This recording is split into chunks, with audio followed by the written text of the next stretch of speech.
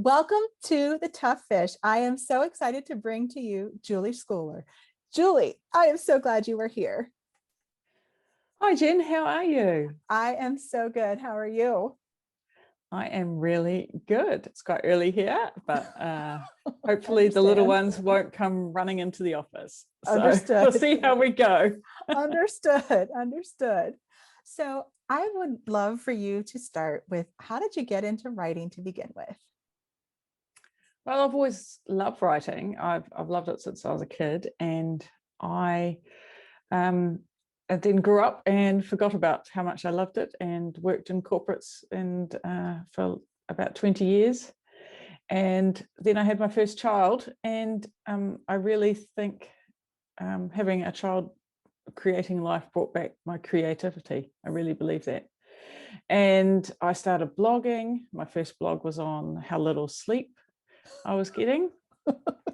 And then I started dabbling in writing picture books. And then when I was pregnant with my second child, and my work contract ended quite unexpectedly, I thought, I want to write a book. And I didn't know what to write a book about.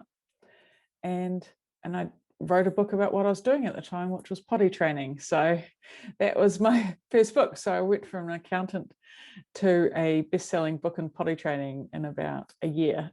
That is awesome. It was quite a change of scenery. Yeah, but that shows the creativity, like something that was, the creativity came out in its own way. Probably also felt like it was a therapeutic in a sense of trying to help, and from what you're learning and saying, how can I share with other people or make it fun? So that's exactly what I did.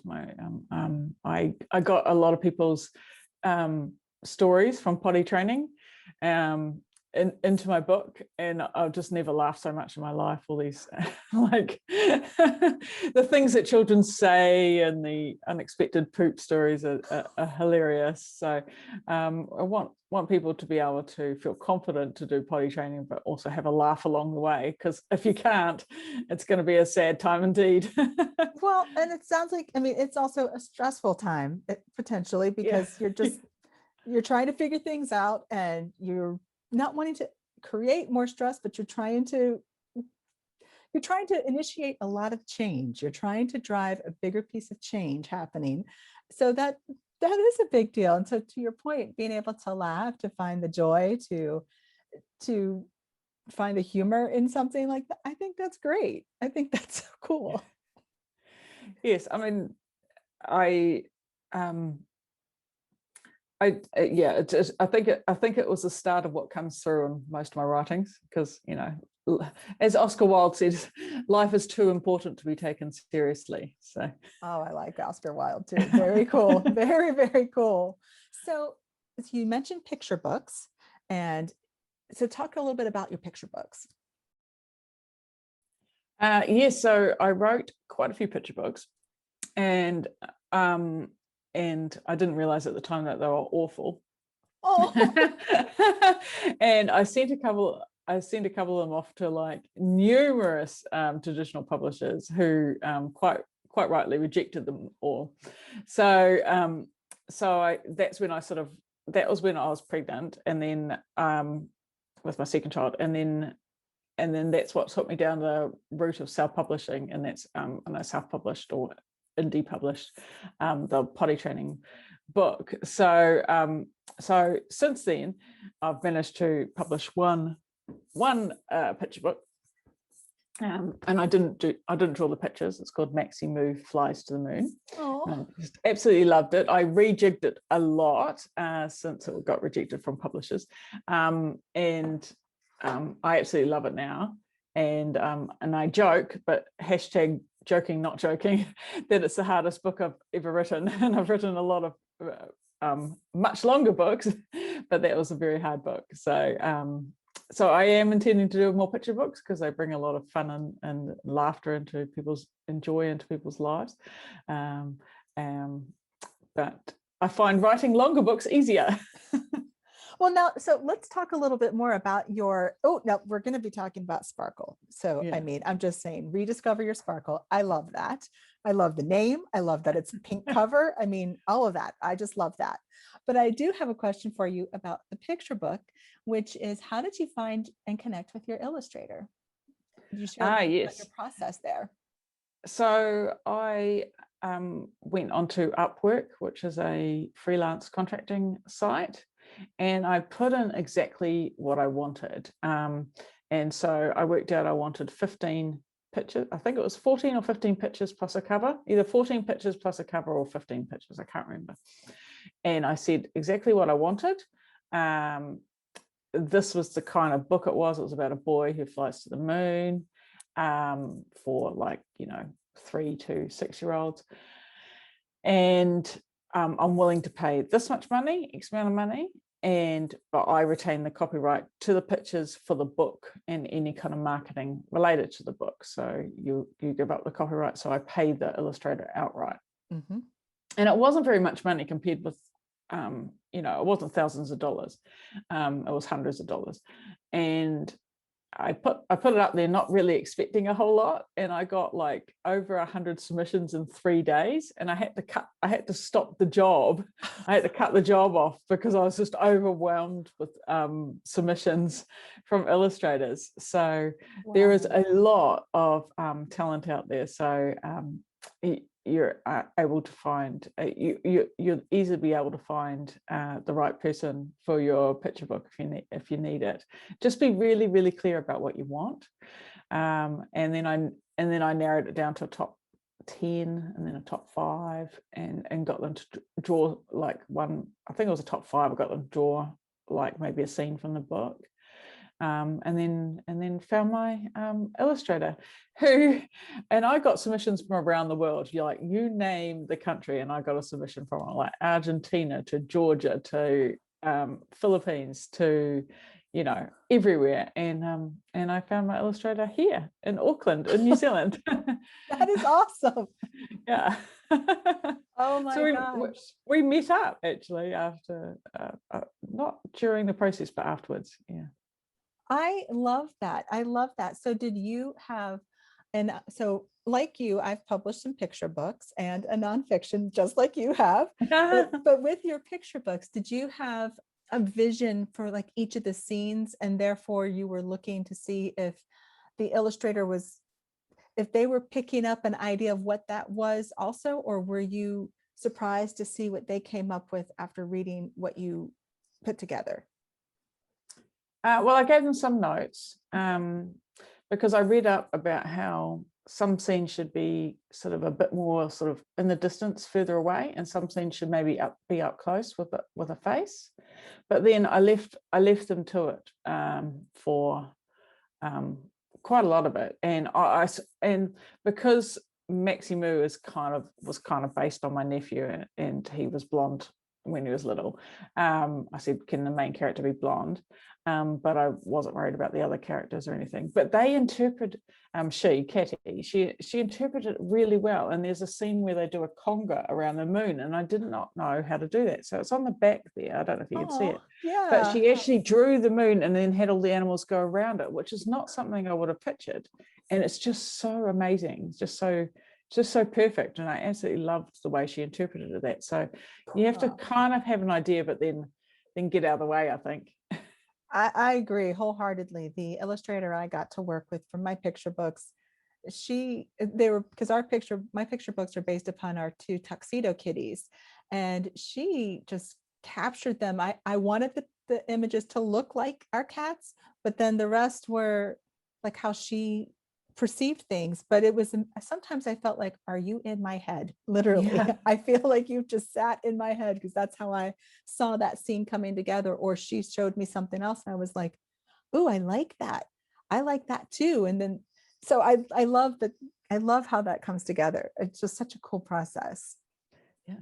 Yeah, it is. It's like Gestalt, the sum is more than the sum of its parts. Like it comes, when it comes together, it really is magical.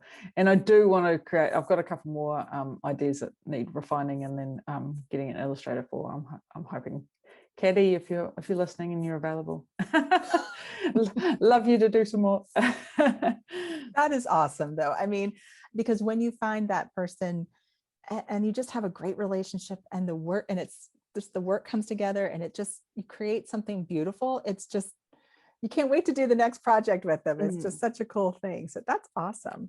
So can we switch gears and talk about nonfiction, in particular, that little pink book that you had just then? I just love the cover on this one. I do too. I love the cover. Rediscover Your Sparkle. How did you get, now talk about the cover. I love that it's the dandelion, but the pieces moving. To talk about that, or at least to me, it looks like a dandelion or yes, fires. yeah. Or, so it's a dandelion, and it relates to a story in the book where I was walking my daughter, who was about 2 or 3 at the time, and we were about 3, and we were going to pick up my son from school, and we're late. I could hear the school bell had already rung, and we're late to get to the school gates, and I wanted to get to the school gates to pick him up. And she was dawdling, and she didn't get her shoes on, and then she stopped, and I was like, oh, what's she doing now? And she'd found a dandelion, and she was so full of joy, and that she'd spotted a dandelion, with the bud and everything, and she wanted to blow on it. And I just said, hurry up, and pulled her, and then just tried to stomp her through to the school gates. And I just didn't pick up on the sparkle, the joy, that she has so naturally. So that was kind of like how it all started. Like, why are my children full of sparkle and I'm not full of sparkle? That's amazing. That's just so cool that you saw something and you realized to rediscover, like you said in the title, rediscover your sparkle, that you found, like, why do they have this and where did mine go? Yeah. I don't want to say find your sparkle, because I really truly believe we all have it inside us. Yeah. And it comes up sometimes, but we just don't have as much as our children do. Yeah, but it also sounds like it had to, like, go back and go, hey, where did I put you? Come back out here. We need to get reacquainted and do something with this. So that's amazing. Yeah, I really firmly believe we've got we've got these big ambitious goals of being really creative and writing books and like dreaming big, but I actually don't think we can do that until we can reconnect with our sparkle and do basic stuff, like learn how to play again. I think play leads into creativity, to to just appreciate the little moments like dandelions and stuff like that. So yes, so my sparkle ended up being an acronym, which is for Savor, Play, Appreciation, Rest, Kindness, Lightheartedness, and Extraordinary. So, and I sort of thought those were kind of, sparkle could be anything, but you kind of get an idea that those are really good facets of sparkle. The recipe for sparkle, I call it. I love that. And just to shout out here the fact that Rediscover Your Sparkle is in the top 100 personal development books. Personal development ebooks. Yeah. Ebooks. That is awesome. Congratulations. Yeah, thank you. Number 99. I don't care. It's in the top 100 personal development ebooks by Book Authority, number 99. So that was a complete surprise out of the blue. And I've written a book on goal setting and things like that, and I always encourage people to write goals, but also I encourage people to just not worry where things take you, because there's not in a million years would I have ever written down a goal of being in the top 100 of something. So amazing. That is amazing. I think it's fantastic. I think that is such a cool accomplishment. So congratulations. Thank you, Jen. Absolutely. So when you're going from writing children's and picture books to writing nonfiction, what kind of shift was that for you? Was it challenging or was it easier? What kind of things did you do to kind of make that transition? I think I really, the children's picture books are just pure creativity, but I think I really came into my own with the nonfiction. I think play to a lot of my strengths. I really like deep diving into topics and researching a lot, and then teasing out patterns, teasing out acronyms. I seem to write my books around a lot of acronyms, like the Rediscover Your Sparkle, and also like the Bucket List book and healthy eating. And then combining it all together into a book. So actually, I think nonfiction is where some of my strengths lie. I play with the picture books, and also I've written some very bad novels as well. But during NaNoWriMo, have you heard of NaNoWriMo? Yeah, National Novel Writing Month. So, but yeah, nonfiction. As I say, I think the picture book was harder.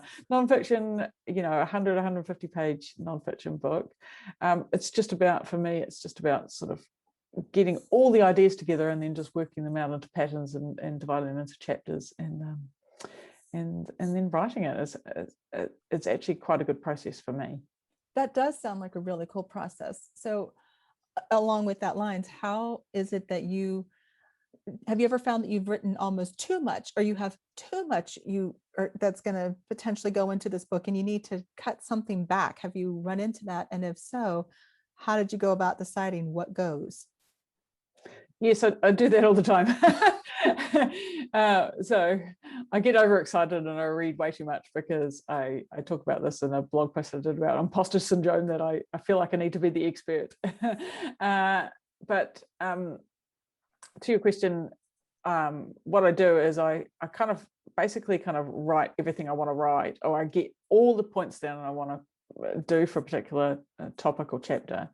And then when I go through it in the self-editing stage and stuff like that, what I do is I cut it out, but I can't just delete it. I have a separate document, and I cut everything that I haven't used in the book, and I put it into a separate document just in case.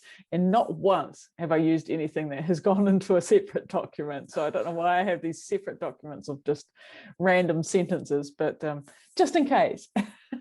Yeah, but I don't blame you. That you don't know if that might come back, or if that might actually show itself for something else down the road, but you captured the idea. You don't know where it can go.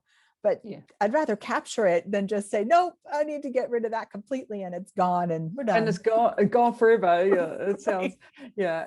I think you just sort of evolve your own writing, how you write. A lot of writers use Scrivener, which is a writing program, and it's just not me. Like, I just rather write in Word. I know what I'm doing. Yeah. So as part of your writing process, do you work with editors or beta readers or both? Yes. Yeah. Yes.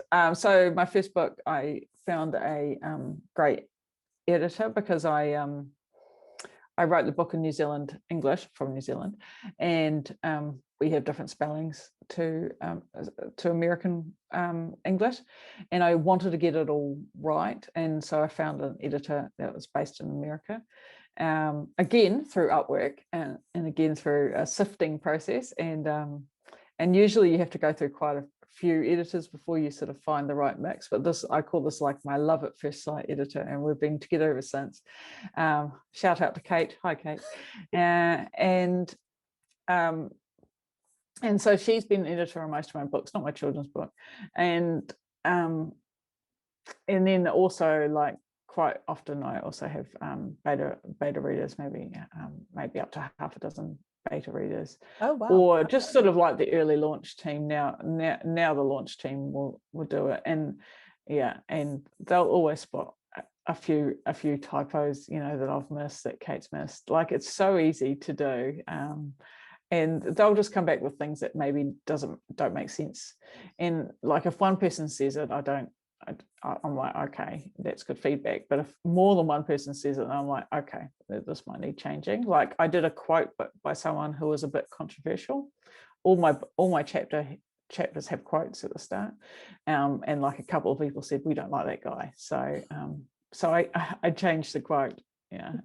No, that's good though, because you have to have discernment. When do you go and rewrite or edit or change something because you've gotten some feedback versus saying, oh no, this really needs to happen. And sometimes it does, it's only that one person, and that's just enough information. And sometimes, like you said, you might need a little bit more than that, but you're still discerning, when is it the right time to change? What is the right thing to change? Or do you do it at all? So that's a good point. This is a great thing about being a self-published author or an indie author, is you can change whatever you like, whenever you like. Like, I just updated, like I just updated all my ebook Backmatter. So, for the extra books that I've been writing in the last couple of years, so that they're all in it. So you don't have to think that once you write a book, that's it. I love that you mentioned that by updating the Backmatter, the pieces that, and if you would you educate our listeners as to what the Backmatter actually contains?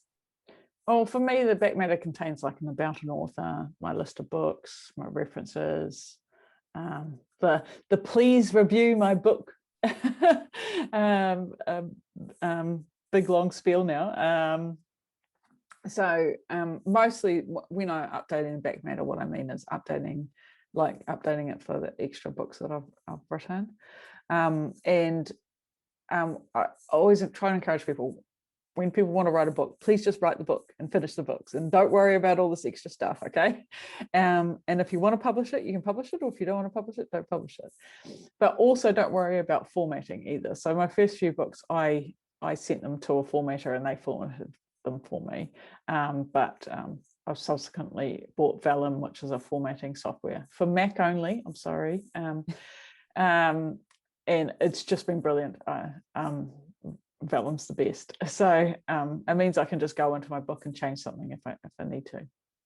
Oh, I think that's really, really cool. I'm glad you mentioned that. But the fact that the Backmatter is there is, it's helpful. You can also include your acknowledgments if that's where if you want to write some and choose to put them back there.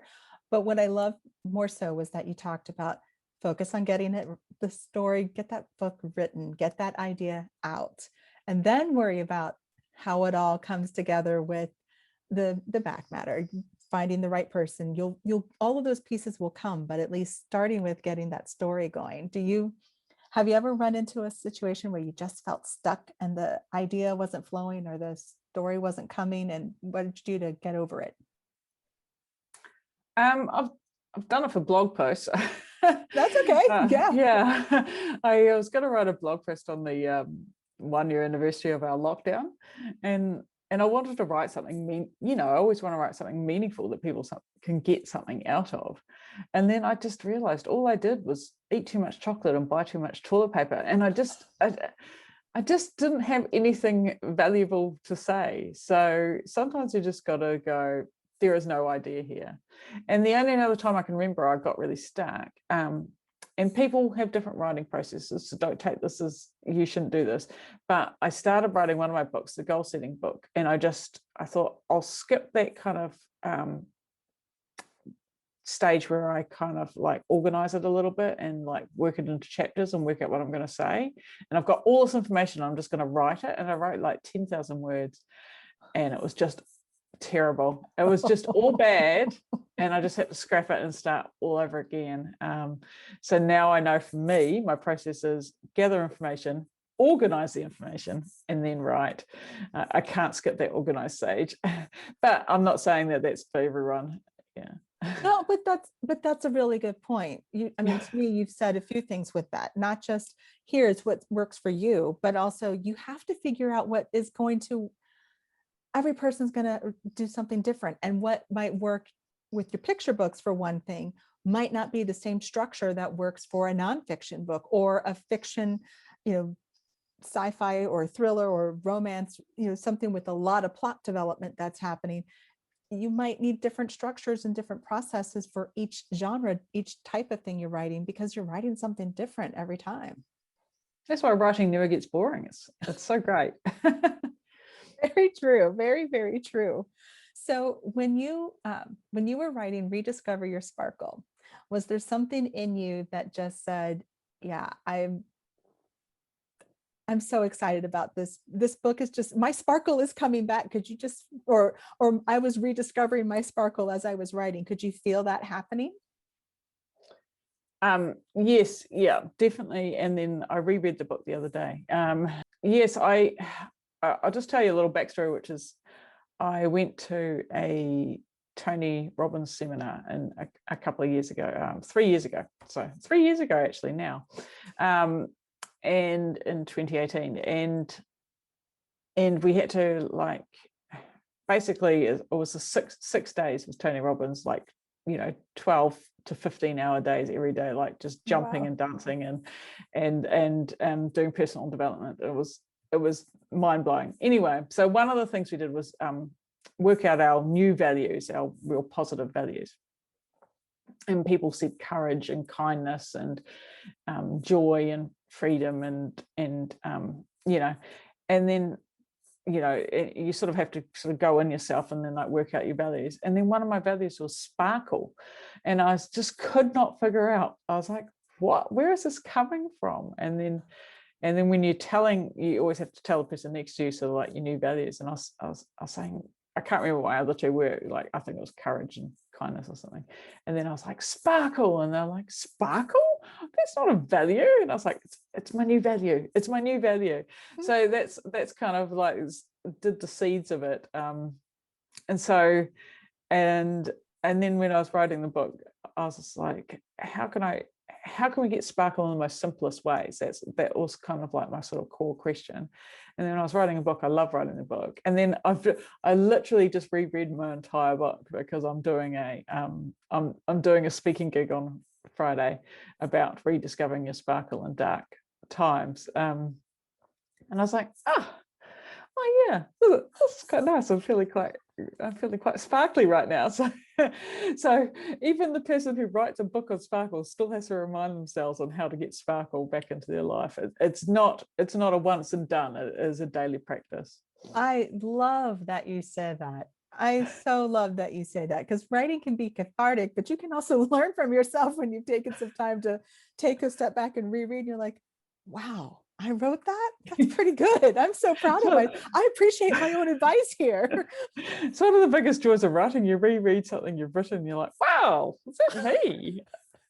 Goodness, that's something good. I really think you just gotta let go sometimes and let that creative muse come through. Yeah. Exactly. Julie, this has just been such a pleasure. Thank you so much for taking the time to be on the show. Would you please tell everyone where they can connect with you and where they can get your books? Yes, so just come find me anywhere, Julie Schooler. I'm on the socials. julieschooler.com is my website. And also Rediscover Your Sparkle, the ebook, which is 99 in the top 100, is currently free. So just go and find it on all the online platforms. Awesome. Thank you so much for being on the show, Julie. It's been such a pleasure. Thank you, Jen.